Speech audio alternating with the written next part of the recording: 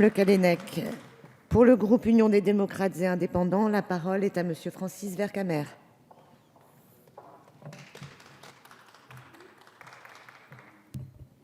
Merci Madame la Présidente.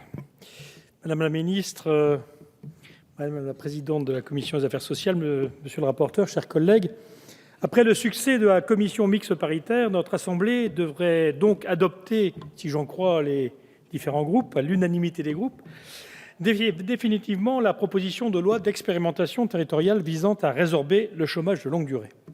La mise en œuvre de ce texte est urgente et nous avons plus que jamais besoin de solutions nouvelles, de solutions modernes et novatrices pour lutter contre le chômage de longue durée.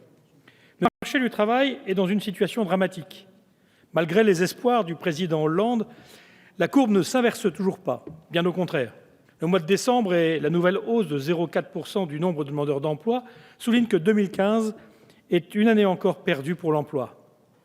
La troisième du quinquennat de François Hollande, avec près de 90 000 nouveaux demandeurs d'emploi. Ces chiffres, derrière lesquels se jouent de véritables drames humains et sociaux, démontrent, s'il le fallait encore, que les outils mobilisés à ce jour par le gouvernement sont nettement insuffisants. Mes chers collègues, la France appartient à la courte liste des pays européens qui ne parviennent pas à enrayer la spirale infernale du chômage. Aujourd'hui, le président de la République et son gouvernement ne peuvent plus se contenter de contrats aidés et de mesures tardives de soutien à l'apprentissage, à la formation professionnelle ou à l'entrepreneuriat. Autant de tentatives désespérées pour faire diminuer artificiellement les chiffres du chômage. Il faut dès à présent opérer la rupture économique et sociale dont la France a besoin. Il est urgent de tenter ce qui n'a pas été essayé, et c'est ici l'esprit de cette proposition de loi qui a retenu l'attention du groupe UDI. Ce texte s'inscrit dans une logique d'activation des dépenses passives. Ce sont les coûts liés à la privation d'emploi sur une longue durée qui sont réaffectés au financement du dispositif. La mesure créée par ce texte offre un véritable contrat de travail à durée indéterminée à son bénéficiaire. On est loin d'un contrat précaire ou même d'un contrat aidé au devenir flou et à la pérennité incertaine. Ce dispositif permettra aux demandeurs d'emploi concernés de retrouver une stabilité dans leur vie professionnelle, évidemment, mais aussi dans leur vie personnelle. Ils pourront envisager des projets à long terme, pallier des soucis financiers périodiques et être rassurés quant au versement de leur salaire chaque fin de mois. Par ailleurs, ils pourront s'engager dans une démarche d'acquisition de compétences et de validation de leur savoir-faire. Les entreprises participant à l'expérimentation devront en effet fixer avec le Fonds national d'expérimentation les conditions d'accompagnement des bénéficiaires et les actions de formation envisagées. C'est ainsi une véritable démarche de remise en confiance que sous-tend cette proposition. Confiance en soi-même après une longue période sans emploi qui est profondément déstabilisante.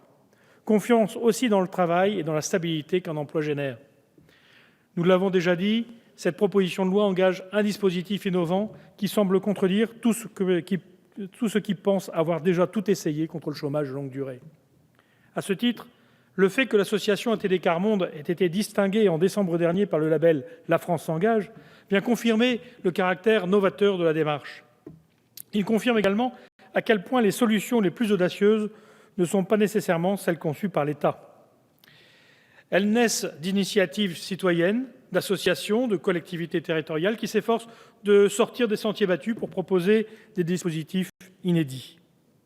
En adoptant ce texte, nous faisons la démonstration que l'initiative associative, à force de conviction et d'expérimentation, peut contribuer à faire émerger des politiques nouvelles et peut-être les politiques publiques de demain. Pour ces différentes raisons, il n'est pas étonnant que le secteur de l'économie sociale et solidaire soit étroitement associé aux dispositifs prévus par cette proposition de loi. Celle-ci sait notamment répondre aux enjeux de société nouveaux que l'initiative privée ou le secteur public ont délaissés. L'économie sociale et solidaire est une source d'innovation sociale qui entre en cohérence avec l'objectif de cette proposition de loi. Mes chers collègues, fidèle à notre tradition, notre groupe sera particulièrement vigilant quant aux modalités de financement de ce futur dispositif. L'originalité de celui-ci tient, nous l'avons dit, à son financement par une réallocation à budget constant. Dès lors, l'expérimentation ne devrait pas faire appel en principe à d'autres financements que ceux gagés sur les coûts d'indemnisation et d'aide sociale suscités par la situation de chômeurs de longue durée. Les budgets publics concernés devront contribuer au financement de ces emplois sans augmentation de leurs dotations respectives. Le respect de ce principe sera, à notre sens, avec l'analyse des parcours de retour à l'emploi des bénéficiaires, l'une des conditions essentielles de réussite ou d'échec de l'expérimentation. Il n'en était que plus important d'assurer, en toute logique, une présence de parlementaires au sein du conseil d'administration du Fonds d'expérimentation territoriale, ce qui était le sens de notre amendement adopté en première lecture. De la même façon, nous avions insisté pour qu'il soit clairement fait mention des territoires ruraux et des territoires en politique de la ville parmi les territoires retenus pour l'expérimentation.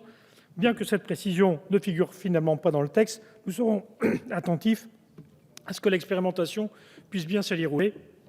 Mais Madame la ministre, vous l'avez indiqué tout à l'heure. Nous saluons également les travaux de la commission mixte paritaire qui est parvenue à rédiger un texte équilibré entre la définition de principes encadrant strictement l'expérimentation et une certaine marge de manœuvre laissée au Fonds national et aux entreprises conventionnées. Soulignons aussi les avancées du texte apportées par nos collègues sénateurs, et notamment la constitution d'un comité scientifique chargé de réaliser une évaluation du dispositif au terme de l'expérimentation. En effet, le Fonds d'expérimentation territoriale contre le chômage de longue durée ne pouvait être son propre évaluateur. Ses nombreuses missions suffisent à son action.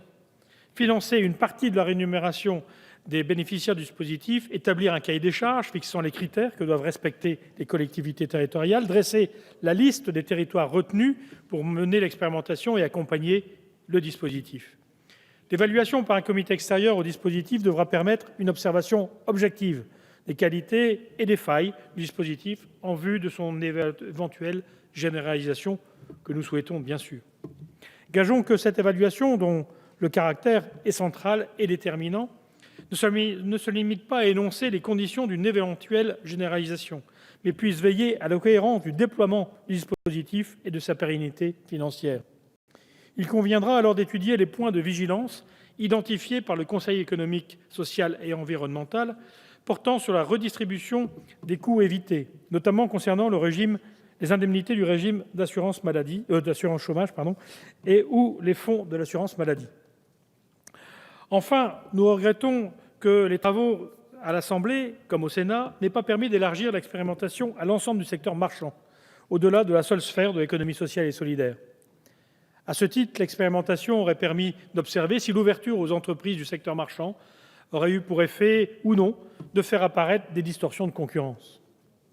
Avant de conclure, permettez-moi de rappeler qu'à l'heure où les régions entrent en négociation avec l'État pour mettre en œuvre le plan d'urgence pour l'emploi proposé par le Président de la République, cette proposition nous démontre combien les territoires ont un rôle moteur à jouer dans les politiques en faveur de l'emploi.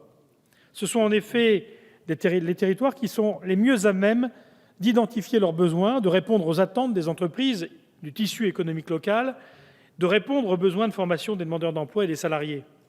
Le groupe UDI est convaincu qu'une territorialisation plus significative des politiques de l'emploi est l'une des réponses au chômage, et en particulier au chômage de longue durée. En proposant l'expérimentation d'une initiative issue du milieu associatif et des territoires, le texte que nous examinons aujourd'hui va dans ce sens. C'est la raison pour laquelle le groupe UDI soutient cette démarche et votera en faveur de cette proposition de loi. Je vous remercie. Merci, Monsieur